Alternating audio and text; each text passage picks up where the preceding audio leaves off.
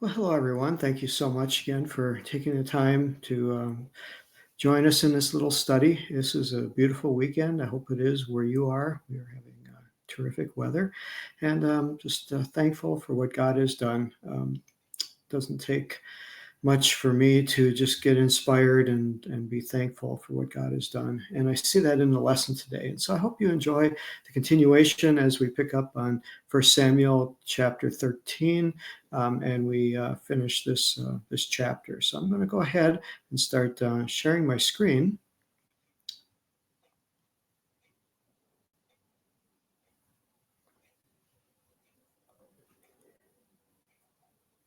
And we should be sharing now.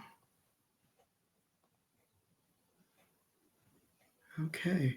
Well, if you remember last week when we left off, it was one of the most profound and moving verses. And again, remembering that this is where Saul had his kingdom taken away from him because of his disobedience. And we examined and tried to determine what was it that caused Saul to lose his kingdom when David had made so many worse, at least in our estimation, worse errors, and Solomon had made so many worse decisions and errors that we wonder, okay, with a look from the 21st century, we look at what Saul did and we think, this really wasn't so bad, in our estimation. And that others had done things similar to what he had done, namely David and Solomon. But yet Saul gets the kingdom and the dynasty taken away from him. And we learned last week on how being impatient and being out of God's timing is so detrimental.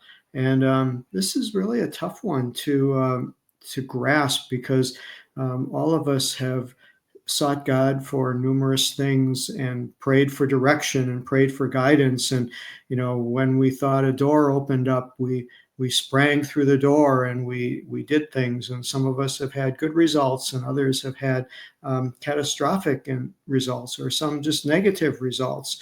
And trying to learn the will of God and stay within the timing of God and not to get ahead of what God's plan is. We've all been there. We've all done it. We see it happening today. We see it happen and it will continue to happen. But yet this lesson, at least for me, has to reinforce that this is a very serious thing. And this, maybe not serious is the right word, but this matters a lot to God. It shows our faith in him if we are willing to wait until the things he has laid out for us come to pass and not go off on our own. And so this will be a life lesson here from last week. So as we move on, Saul is still king. And the Philistines are still out there, and the nation of Israel is still in trouble.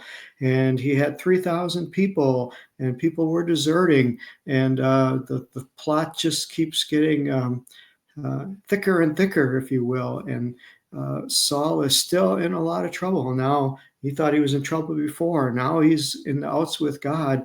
And we get to verse 15, and we see that Samuel leaves Saul, that Samuel arose and went up to Gilgal to Gibeah. And from there, Saul's on his own. So here, the one he had hoped for, being in the presence of God and trying to obtain God's favor, now he is without God's favor, and the man of God has left him. I can't imagine what was going through Saul's mind, but yet here is where I think we see the heart of the matter is maybe things would have been different if Saul would have repented here, if Saul would have grabbed or had an encounter with Samuel where he says, don't leave me. I can't do this alone. I need God's help.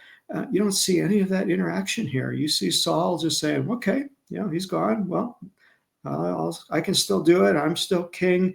You can see him totally relying upon himself.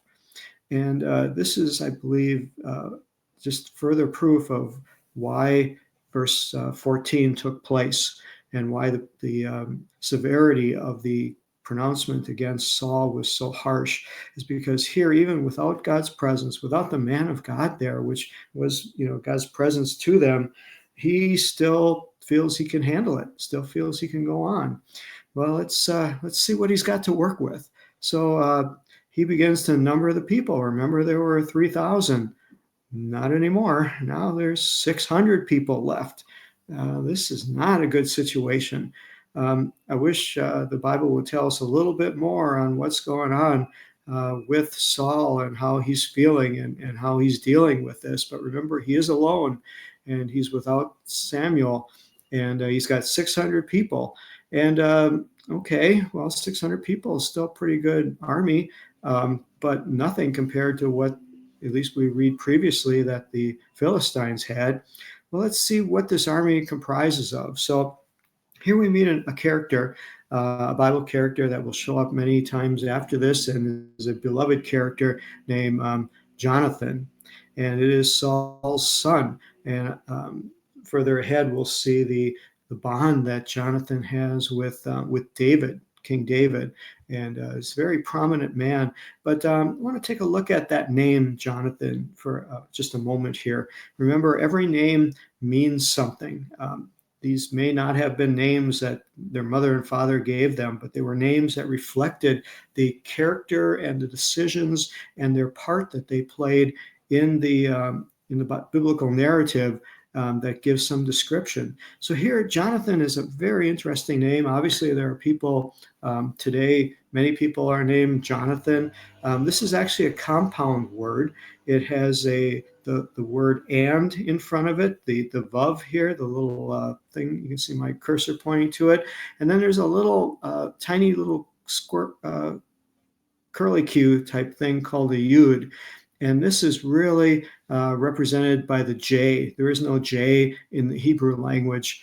So they have a Y and they have a V, but they have no J. So the word Jonathan is really an English translation. So if you were to read this in Hebrew, it would be Yonatan. And this is a compound word. And you got to search a little bit in the lexicons and in dictionaries to find out. But one of the most prominent words in here is Natan, or we have people who are named, men who are named Nathan today. This word Nathan comes from the second half of the word Jonathan. And so this is a compound word meaning yo Natan. And so Natan means to give. It's when someone gives and is generous and is a giving person. So someone named Nathan really means that he is giving. That's what their name is based upon. But there's deeper investigation into this. This little yud here, this little curly Q, is actually a symbol of the presence of God. Every Hebrew letter has a meaning to it. And again, this gets into somewhat of the esoteric meaning of the Hebrew letters, but every Hebrew letter has a meaning, has a commentary. The words, as they're put together, the letters can give you an understanding of what the word means. Again, such a beautiful language. And that's what my true hope for this study is to whet your appetite and to just show you the beauty of the Hebrew language and how it has its built-in commentary, and it can speak to us and give us greater understanding about what these words mean. And so when we look at this little yud and the vav, those of us who have looked at some of the previous words, like the word Yahweh, the letters are yud, he, vav, he. Tetragrammaton is another word for it, but here are two letters from the Tetragrammaton. So this is not insignificant. This plays onto this. And so the name Jonathan really means that Yahweh has given. And just a beautiful picture here of as you read through the book of Psalms and you read through the book of Chronicles and Kings, and you see how David interacts with Jonathan and the blessing Jonathan has been into David's life. I'm sure David would totally agree that his friend was a gift from God that was given to him by Yahweh, uh, by our God as we know him. And the word Yahweh embodies the compassionate and the merciful side of God. And so just, again, a beautiful commentary in this word here of the Yud being the heavenly messenger, the Vav being the connection between heaven and earth. And then the root word of this is actually He Vav He, which is where we get the word to be. It's the root word of the tetragrammaton of the Yud He Vav He, and the He is known as the breath of God or his presence. So just a richness in this young man and the name that he was given. And so we see that Jonathan comes into play, and people were with him. So there's 600 people that remained, and the Philistines are camped just a little ways away. And life is not good. Life is really tough where they're at, and the Philistines may not be fighting a war with them, because remember, they were encamped and they were going to come and have this big battle together, and obviously saw that Israel could not muster up any troops, and something must have happened that the Philistines had a merciful moment and just said, hey, this isn't going to be a real battle here. This is going to be a slaughter, and they decided not to attack. I mean, that was the whole basis of why Saul was getting together and why he raised 3,000 people and going to offer the sacrifice to enlist God's help so that they could fight against the Philistines.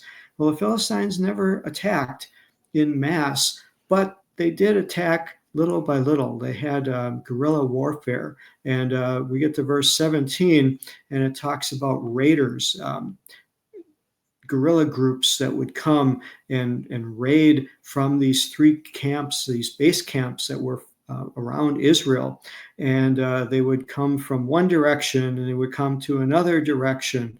And it was like they just pillaged and took whatever they want to. And you see that there was a method to this. There was something that the Philistines were trying to do. And what they're trying to do, as we find out when we get to verse 19, is they were trying to keep them from having an army. They were trying to keep them from mustering up weapons. Now, I looked at this, and it says in verse 19 that there was no blacksmith to be found, and the Philistines had obviously either captured them or killed them. So no one of that trade had any longevity in their career, because they were the key ones that could make weapons and do the metal working. And the Philistines pretty well took care of that and said, you're not going to have any here. And the purpose of it was to keep them from making swords or spears. Well, this puzzled me a little bit, and so I had to back up a couple chapters to chapter 11.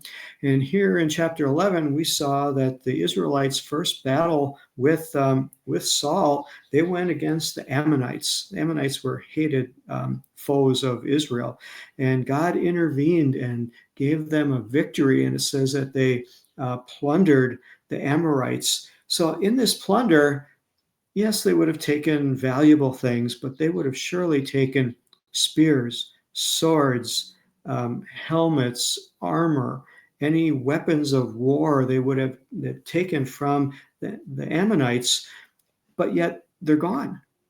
Here, the Bible narrative says that they don't have any. So it shows you how fragile the peace was there, that the Philistines could come in any moment and search your house and look for weapons and disarm you and keep you under their rule and keep you from ever gathering an army or a resistance together. And so this is very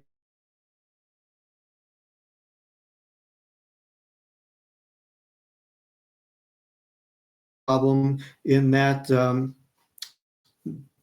the situation was desperate when it came to even doing their work. They're sharpening their plowshares. There was no blacksmith there, so they had to go to the Philistines to sharpen their axe and their hoe and their sickle. And it says that the Philistines just charged exorbitant prices, and basically ripped them off, and because they had no other choice. And so it was a very dire situation. The Israelites were in bad shape and had no way to defend themselves. So I think it's interesting how the narrative here was so clear that it tried to set the stage as to just how dire life was in Israel at that time, and just how much persecution and oppression the Israelites were under from the Philistines, that they couldn't even farm the land without having to go to the Philistines and have to pay these horrible prices to allow them to have sharp tools to work with. Just a very, very dire situation. They didn't have spear, they didn't have sword. The only ones that had a spear and a sword, this is again very interesting, were Saul and Jonathan. So I can imagine that they got it from the fight with the Ammonites, but how did they keep it from being found? How did they keep, here we see that Jonathan has an armor bearer that went before him. How did they keep that secret? How did they keep that on their own? Again, a miracle from God, no doubt, for what was about to come to pass. So I hope you kind of get a flavor for how things were in Israel at that time. Things are going to come to a head and start moving as God, in spite of Saul's defiance, in spite of Saul losing his kingdom, dynasty, God still will work through these men. And again, it just shows the mercies of God, mainly through a young man named Jonathan, meaning Yahweh has given. So in the midst of, and again, there's a story here. There's a method to understanding that in the midst of mistakes that are made, in the midst of problems that occur, God always leaves a witness. God always leaves someone who he gives special anointing to, special understanding to be able to speak into the lives, and that his work can be done even when it seems like everything is bleak and everything is turned away. So I want to leave you with that thought. Again, thank you so much for subscribing to this and taking the time to listen. And I just pray that God will richly, richly, richly bless you through all of it. God bless you. Bye-bye.